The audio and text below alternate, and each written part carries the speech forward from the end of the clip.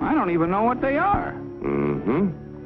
In that case, it might be a good idea to get a little information with a fellow who owns and operates a company that makes and sells oil drums. Each year, customers buy more and more from our because he makes a better oil drum than his competitors. One day, customers demand more oil drums than the owner can produce. He figures it will take about $3 million to do the job. So he decides to form a corporation to sell shares in his business to raise the capital he needs.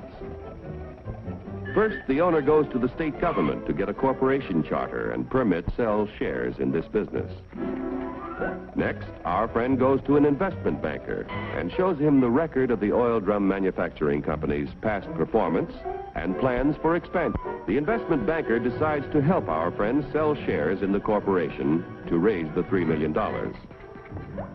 However, before any shares in the corporation can be sold, certain information must be filed with the Securities and Exchange Commission in Washington.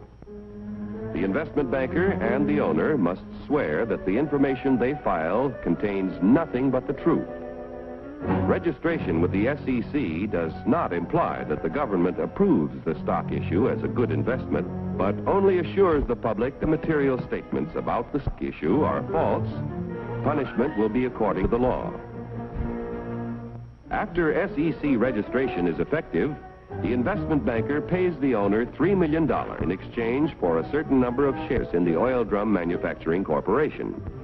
The investment banker sells shares of the common stock to people at a price of $3 million investment and shows a profit for his services in selling the stock. Money received from the sale of shares in the business builds a new and better plant, which produces more and better oil drums. The people who bought common stock own proportionate shares in the corporation, tools, equipment, and all of its assets. Common stockholders elect the directors of the corporation. Directors represent the stock and are responsible for the way the business is run. Directors determine the amount of dividends, if any, to be paid out of earnings to the stockholders. Naturally, when stockholders invest in a business, they hope to receive dividends to help pay for necessities of life. Within a few short years, an increasing demand for the company's product poses a friend. How can he fill all the orders? He will have to build more plants and buy more tools to increase production of oil drums. It will take about $20 million to do the job. One way to get this additional capital is to sell more stock to many more people. So the Oil Drum Manufacturing Corporation votes to send its president to the New York Stock Exchange to see if their common stock can qualify for listing.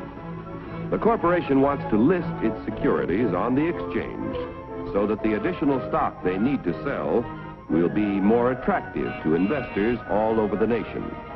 Securities listed on the New York Stock Exchange can be sold for cash any time in this national marketplace. Each year, inquire about listing their securities, but only those which can pass a thorough examination as to their financial health are accepted. Calling the president of the Oil Drum Manufacturing Corporation.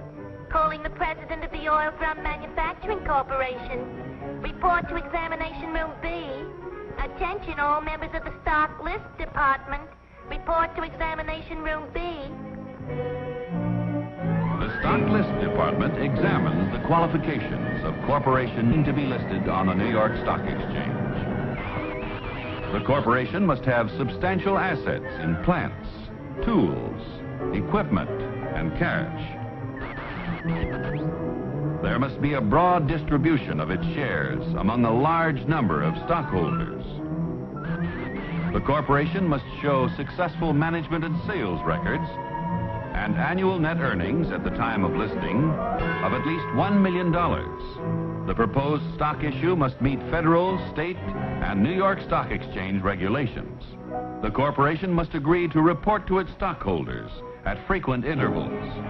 If the examination by the Stock List Department indicates the corporation meets minimum requirements of the exchange at the time of the examination, the corporation's application for listing is recommended.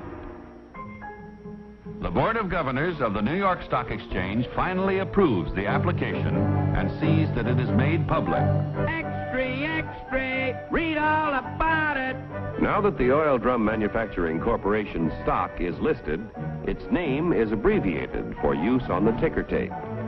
Each time ODM stock or any other stock listed on the exchange is bought or sold, the ticker tape flashes all over the nation the price and number of shares traded.